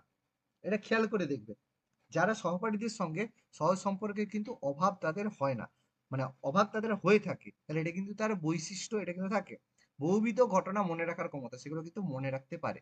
কিন্তু এই যে অপশন সি, প্রতিভাবান শিশুরা কিন্তু এটা তাদের অনুপস্থিত থাকে, সহজাত সম্পর্কে কিন্তু এটা তাদের অভাব থাকে, এটা কিন্তু প্রতিভাবান শিশুর বৈশিষ্ট্যের মধ্যে পড়ে না।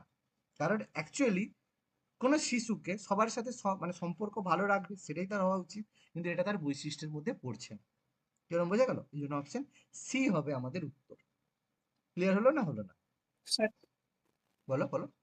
মানে স্যার প্রতিভাবান শিশুরা মানে আহ, একটু আলাদা থাকে, এটা বলতে চাইছে। হ্যাঁ, তো এটা বলতে চাইছি। এখানে স্যার হ্যাঁ সেটা স্যার কি বলছে যে সহপাঠীদের সঙ্গে সহজ সম্পর্কের অভাব, হুম। এটা তো ঠিক আছে নাকি? মানে সবাদের সঙ্গে সহজ সম্পর্ক তো নেই ভালো তাহলে, হ্যাঁ, অভাব অভাবটা। আছে, এটা তো অবশ্যই, মানে চারটে স্টেটমেন্টই ঠিক, কিন্তু শৈশব সম্পর্কে ধারণা অর্জন এটা পজিটিভ স্টেটমেন্ট, জ্ঞানকোষ ধারণা হুম, সম্পর্কে আগ্রহ এটাও পজিটিভ স্টেটমেন্ট, বহুবিধ ঘটনা সম্পর্কে মনে রাখার ক্ষমতা এটাও পজিটিভ স্টেটমেন্ট। কিন্তু সহপাঠীদের সঙ্গে সহজ আচ্ছা, সম্পর্কের একটাই অভাব, নেগেটিভ। এটা তো নেগেটিভ স্টেটমেন্ট। মানে এটা তো হুম ঠিক হুম কথা, হুম। 4টে উত্তরই ঠিক, এটা নয় যে 3 নম্বর উত্তরটা ভুল, কিন্তু এটা তার নেগেটিভ। কারণ বাচ্চা বা শিশুর কি হয়, বন্ধুদের সাথে ভালো সম্পর্ক রাখবে, খেলবে দুলবে সবই হবে। কিন্তু যারা প্রতিভাবান শিশু হয়, তারা কি হয়, একটু এক্সট্রা বুদ্ধিমান হয়। তারা কি করে, বন্ধুদের সাথে সহজে মিশতে পারে না, সামাজিকরণ হতে পারে না। তাহলে সামাজিকরণ নয় তো, তারা তো, যারা প্রতিভাপূর্ণ শিশু হয় তারা কি সামাজিক হয়? তারা তো সামাজিকরণ হতে পারে না। সেটাই তো তার প্রতিভাপূর্ণ শিশুর বৈশিষ্ট্য নয়, কারণ তারা সামাজিকরণ হতে পারে না। এবার বোঝা গেল কেন সি উত্তরটা, মানে স্টেটমেন্টটা হ্যাঁ ভুল নয়, কিন্তু স্টেটমেন্টটা নেগেটিভ স্টেটমেন্ট। কারণ সে, বাচ্চাদের এটা থাকা উচিত, সহজ সম্পর্ক থাকা উচিত, কিন্তু সহজাত প্রতিভাপূর্ণ শিশুদের এই শিশু মানে এটা অভাব দেখা যায়। কি বললাম এবার বোঝা গেছে? ক্লিয়ার? হ্যাঁ, তাহলে তো এটাও ওদের বৈশিষ্ট্যের মধ্যে পড়ে, কিন্তু একদম নেগেটিভ পরে, বৈশিষ্ট্য। কিন্তু নেগেটিভ বৈশিষ্ট্য পরে, একদম একদম। এবার ক্লিয়ার হলো উত্তর কেন হলো? আচ্ছা। ঠিক আছে, এটা বৈশিষ্ট্য, কারণ এটা একটা শিশুর সাধারণ বৈশিষ্ট্য তো নয়। একটা শিশু কি হবে, বন্ধু বান্ধবদের সঙ্গে থাকবে, সামাজিক হবে, সমাজের সকলের সাথে হবে, কিন্তু সে প্রতিভাপূর্ণ শিশু, কিন্তু সে তো সামাজিক নয়। কিন্তু শিশুর ছোটবেলা থেকে আমরা কি চেষ্টা করব, সামাজিক করতে। কিন্তু এখানে যদি প্রতিভাপূর্ণ শিশু হয়, তারা এতটাই মেরিটোরিয়াস হয়, তারা সামাজিক কখনো হতে পারে না। এই দেখো এলন মাস্ক বলো, এলন মাস্ক বলো, এত ট্যালেন্টেড, তার ছোটবেলা থেকে বন্ধু বান্ধব ছিল। আইনস্টাইন বলো, এরা কি ছোটবেলা থেকে বন্ধু বান্ধব ছিল? ছিল না। কারণ তারা বিয়ন্ড অনেক আগের কথা চিন্তা ভাবনা করতে পারে। সামাজিক হতে পারে তারাই যাদের একটু কি বলবো, একটু বুদ্ধি শুদ্ধি একটু কম থাকে। তাহলে তারা ভাবে সমাজের লোককে সবাইকে নিয়ে চলতে হবে, কারণ সমাজের লোক সবাই তো প্রতিভাপন্ন হতে পারে না। যারা প্রতিভাপন্ন তারা অনেক দিন দেখতে পারে। এলন মাস্ক মানে আজকের দিনে সুপার হিউম্যান। ঠিক আছে, এলন মাস্ককে জানো তো, না জানো না? হ্যাঁ, স্পেস এক্স, শুধু স্পেস এক্স নয়, এলন মাস্ক টেসলা। হচ্ছে পৃথিবীর সব থেকে বড় লোক এখন। ঠিক আছে, পৃথিবীর সবচেয়ে বড় লোক, এবং সেটা ফার্স্ট জেনারেশন। এরকম নয় যে তার বাবার প্রচুর পয়সা ছিল সে হয়েছে, সেরকম ব্যাপার না। ফার্স্ট জেনারেশনেই সে পৃথিবীর সবচেয়ে বড় লোক হয়ে গেছে। আর এরকম নয় যে সে প্রথম থেকে যেখানেই হাত দিয়েছে সোনা হয়ে গেছে, সেরকম না। সে বহুবার তার স্পেস এক্স পুরো ডুবতে গিয়েছে। বেশি দিন না, মাত্র কয়েক বছরেই, 20 বছরের মধ্যেই, 20 বছর বলাটাও বেশি বাড়াবাড়ি হয়ে গেল, তারও কম সময়ে সে জিরো থেকে পুরো একদম দ্য টপ পৌঁছে গেছে। এবং এলন মাস্ক এখন সুপার হিউম্যান, মানে তার যে চিন্তা ভাবনা, সেটা আজকের দিনে কোনো মানুষই ভাবতে পারে না এলন মাস্ক যা চিন্তা ভাবনা করে। ঠিক আছে, তার বয়স এখন বেশিও নয়। ঠিক আছে, কিন্তু কি, তার সোশ্যাল লাইফ নেই, তার ওয়াইফ, তার যে মানে ওয়াইফ নেই, তার যে ওয়াইফ ডিভোর্স হয়ে গেছে, তার যে মেয়ে সে তার সাথে থাকতে চায় না। ঠিক আছে, থাকে না, আরো অনেক কিছু ব্যাপার স্যাপার আছে। তো এগুলো হয়, যারা এরকম থাকে একটু হয়। যেমন একটা বড় প্রশ্ন, এটাই কথায়, লতা মঙ্গেশকর নাম শুনেছো তো, না শোনোনি লতা মঙ্গেশকরের নাম? হ্যাঁ শুনেছি। হ্যাঁ, শুনেছি। দ্য লেজেন্ড, তাই তো? তো তাকে যখন জিজ্ঞেস করা হয় যে আপনি পরের জন্মে কি হতে চান, জিজ্ঞেস করা হয়েছিল ইন্টারভিউতে, যে কোনো ইউটিউবে তুমি সার্চ করবে পেয়ে যাবে। তখন বলে আমি পরের জন্মে কি হতে চাই বলতে পারবো না, কিন্তু কি হতে চাই না সেটা বলতে পারি। বলে আপনি পরের জন্মে তাহলে কি হতে চান না? বলে আমি পরের জন্মে লতা মঙ্গেশকর হতে চাই না। তার মানে কথাটার মিনিং বুঝতে পারছো? সে এত বড় এত ফেমফুল জায়গার মধ্যে রয়েছে, কিন্তু তবুও সে সেই জায়গায় হ্যাপি নয়। ব্যাপারটা বুঝতে পারছো? সেরকম এলন মাস্কের ব্যাপারটাই সেরকম। প্রতিভাবাপন্ন হলেই তোমাকে একলা থাকার মানসিকতা হতে হবে। তুমি সবার সাথে প্রতিভাবাপন্ন হলে সবার সাথে থাকতে পারবে না, এটা সমস্যা। ওকে, আচ্ছা, চলো পরের প্রশ্ন। কি বলেছে, মেয়েদের শিক্ষাকে অগ্রাধিকারের তালিকায় রাখা উচিত কেন? খুব ভালো প্রশ্ন, ভীষণ ভালো প্রশ্ন। আজকের দিনে মেয়েদের এডুকেশন কেন গুরুত্বপূর্ণ? মেয়েদেরকে বলা হয় শিক্ষিত করতে, মেয়েরা ছেলেদের তুলনায় বেশি বুদ্ধিমান, মাইনাস করতে থাকো, এটা কি হবে? না, হবে না।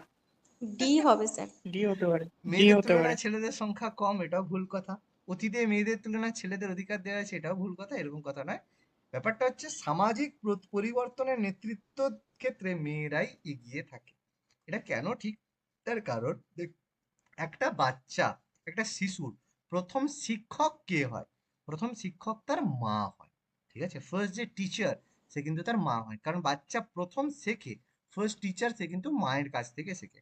এই জন্য দেখবে অনেকের বাবা শিক্ষিত, কিন্তু মা অশিক্ষিত হওয়ার কারণে তার যে বাচ্চা সে কিন্তু শিক্ষা লাভ করতে পারেনি।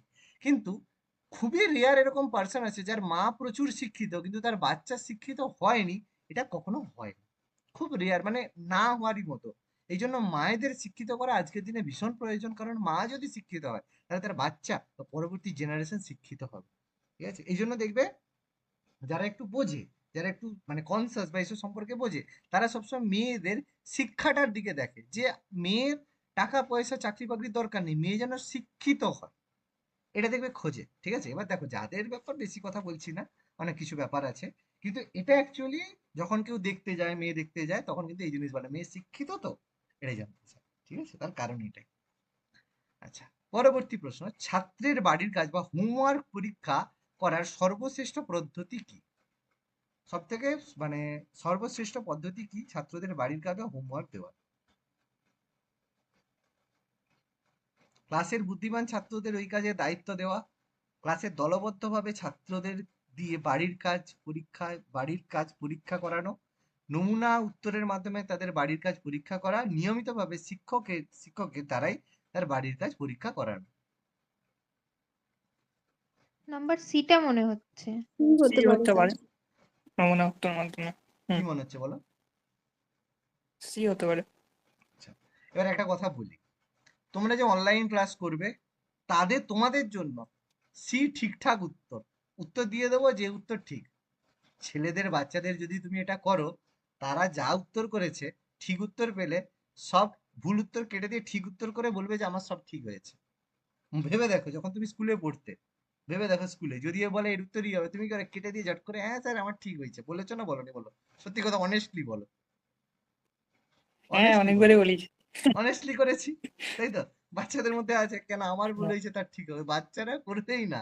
ওই জন্য ছাত্রদের বাড়ির কাজ পরীক্ষা নিয়মিতভাবে শিক্ষকদের দ্বারাই বাড়ির কাজ পরীক্ষা করতে হবে। ওই জন্য দেখবে স্কুলের সময় আমরা যখন পড়তাম, স্যারকে খাতা জমা দিতাম, স্যার কি করতো ক্লাসরুমে বা অন্য টিচার্স রুমে নিয়ে গিয়ে খাতাগুলোকে চেক করে তারপর খাতাগুলো নিয়ে আসতো। হতো না হতো না বলো?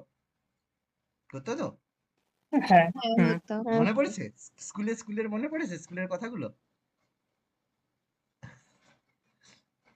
ওকে, তোমাদের জন্য ঠিক আছে, কারণ তোমরা বড় হয়ে গেছো, কিন্তু বাচ্চারা কি আর এসব বুঝবে? তারা তো ঠিক উত্তর, যা উত্তর ভুল করেছে সব ঠিক করে দেবে। আচ্ছা, একজন ছাত্র তার শিক্ষককে সম্মান প্রদর্শন করে না, শিক্ষক কি করবে? উপেক্ষা করবে, কম নাম্বার দেবে, পিতামাতার সঙ্গে কথা বলবে, না ছাত্রটাকে কি তিরস্কার হবে করবে? কি? পিতা মাতার সঙ্গে কথা বলবে। সি সি সি হবে। নাম্বারটা। আচ্ছা, খুব ভালো একটা প্রশ্ন, খুব ভালো একটা প্রশ্ন, মানে আমি মানে কি বলবো, এরকম টাইপের প্রশ্নটা আসাটা খুব দরকার। ঠিক আছে? এরকম প্রশ্ন আসাটা খুব দরকার। একজন ছাত্র তার শিক্ষককে পড়া মানে এ করলো না, মানে ঠিকঠাক ভাবে সম্মান দিল না। ঠিক আছে? তাহলে কি করবে? অ্যান্সার হবে। ঠিক আছে? অ্যান্সার না হবে স্যার, এ হবে এ। একদম ছাত্রটিকে উপেক্ষা করবে। Very good. হ্যাঁ, অবশ্যই অবশ্যই স্যার, যদি না সম্মান করে তাকে তো জোর করে তো আর বাবা মাকে বলেও হয় না স্যার, এটা এ একদম হবে ঠিক স্যার। কথা। তার বাবা মার সাথে কথা বলবে, দেখুন আপনার ছেলে আমাকে সম্মান দিচ্ছে না। ঠিক আছে? প্রথম কথা কোনগুলো হবে না, তিরস্কার করবে। তোমার বললো তুমি তিরস্কার করবে, তাহলে কি হবে? তাৎক্ষণিক হ্যাঁ, প্রতিক্রিয়া সেটাই। হয়ে যাবে। বাচ্চা কি করবে? মানে তোমার কেউ উপর করা বলবে যায় না। স্যার আমাকে এরকম বললো, রাস্তা দিয়ে যাবে, ঢিল ছুঁড়ে মারবো। ঠিক আছে? বাচ্চা করবেই, কিচ্ছু করার নেই। পরীক্ষায় কম নাম্বার দেবে, তখন আরো সমস্যা। এবার তুমি এ অথবা সি হতে পারে, বা আমার সাথে মানে তুমি কথা বলতে পারো, এটা কিন্তু ঠিক পদক্ষেপ, তুমি করতেই পারো। কিন্তু তুমি যদি ওই করতে যাও, তাতে তোমার সমস্যা বেশি বাড়বে। ঠিক আছে? তুমি কি করবে? করলো না তুমি, ঠিক আছে, আর কি করবে? তুমি সেখান থেকে বেরিয়ে চলে যাবে। ঠিক আছে? তুমি কিন্তু কম নাম্বার দেবে বা তিরস্কার করবে এসব কিন্তু নয়। তোমার কি করতে হবে? উপেক্ষা তোমাকে করতে হবে। তুমি বুঝবে যে উপেক্ষা করতে হবে। তবে এর একটা নেগেটিভ দিকও আছে। কিরকম নেগেটিভ দিক আছে? তুমি যদি উপেক্ষা করো, সে কিন্তু তার আচরণ সম্পর্কে বুঝতে পারবে না, সে ভাববে আমি ঠিকই করে যাচ্ছি। ঠিক আছে? ফলে তোমাকে জিনিসগুলো লক্ষ্য করতে হবে। এখানে প্রশ্নটা যদি করতো, একজন ছাত্র তার শিক্ষককে বারবার বলার পরেও সম্মান প্রদর্শন করছে না, উপেক্ষা করার পরেও, বারবার করার পরেও সম্মান প্রদর্শন করছে না বা আরো বেশি আচরণ করছে, তখন কি করবে? তখন তার অভিভাবকের সাথে কথা বলবে। দুটো পার্থক্য বোঝা গেছে? প্রথম অবস্থায় তোমাকে কিন্তু উপেক্ষা করতে হবে, যে যা বলছে বলছে, তুমি আর কিছু মাথা ঘামাবে না। কিন্তু যদি এটা কন্টিনিউয়াস হতে থাকে, তোমাকে কিন্তু তখন বাবা মার সাথে কথা বলতে হবে। ফলে এটা প্রাইমারি স্টেজে একদম কারেক্ট, কিন্তু এটা তোমাকে সেকেন্ডারি স্টেজে মাথায় রাখতে হবে। বুঝতে পারলাম কথাটা কি? যদি উপেক্ষা করা অপশনে না থাকে, হ্যাঁ তাহলে অভিভাবকের সাথে কথা বলবে, এটাও কিন্তু ঠিক উত্তর, ভুল কিন্তু নয়। ক্লিয়ার করতে পেরেছি কি ব্যাপার? হ্যাঁ স্যার। হ্যাঁ স্যার। ওকে, হ্যাঁ। চল, পরের প্রশ্ন কি বলেছে? আচ্ছা, এটা লাস্ট প্রশ্ন আজকে। জীবনে সাফল্য পেতে ছাত্রদের কিভাবে উদ্দীপ্ত করা যেতে পারে? খুব ভালো প্রশ্ন। জীবনে সাফল্য পেতে কিভাবে, নিবিড় পড়াশোনা করতে বলতে হবে। কি মনে হচ্ছে বাকিদের?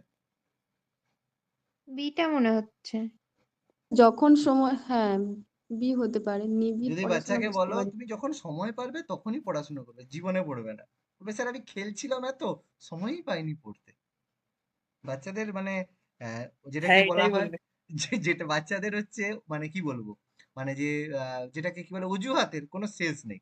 স্যার আমার বাবার শরীর খারাপ, আমার ঠাকুমা মারা গেছে, এই হয়েছে মানে যে বাচ্চারা যে কতবার তাদের ঠাকুমা দাদু মারা গেছে কোনো ঠিক নেই, তাই তো? ছোটবেলায় সব বলে বলে বলে বলে বাচ্চাদের এটা মানে হয়ে গেছে, দাদু ঠাকুমা কতবার যে মরেছে কোনো ঠিক নেই, তাই তো? তাহলে যখন সম্ভব তখন পড়াশোনা করতে বললে বাচ্চা জীবনে পড়বে না, ঠিক আছে? আর সশব্দে পড়তে বলতে হবে এটা কখনোই না, জোরে জোরে পড়া এটা ভুল কথা, এটা বাচ্চাদের মানে মানে মানে মন মানে মানে চুপচাপ পড়ার কথা বলা হয়।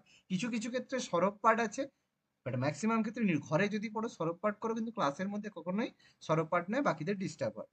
বাছাই পড়াশোনা যে এইটা এইটা পড়বে এটা এটা পড়বে কখনোই না। বাচ্চাদের বলতে হবে নিবিড় পড়াশোনা করতে, প্রচুর যাতে পড়াশোনা করে, তোমরা সব পড়বে, পড়াশোনা করে আসবে, কঠোর পরিশ্রম করবে, অধ্যাবসায় করবে। কারণ যদি নিবিড় ভাবে পড়াশোনা করো তাহলে তুমি দক্ষতা অর্জন করবে, জ্ঞান অর্জন করবে, নির্দিষ্ট লক্ষ্যে পৌঁছাতে পারবে। এই সব কথাগুলো তাকে বলতে হবে। কি বললাম বোঝা গেছে?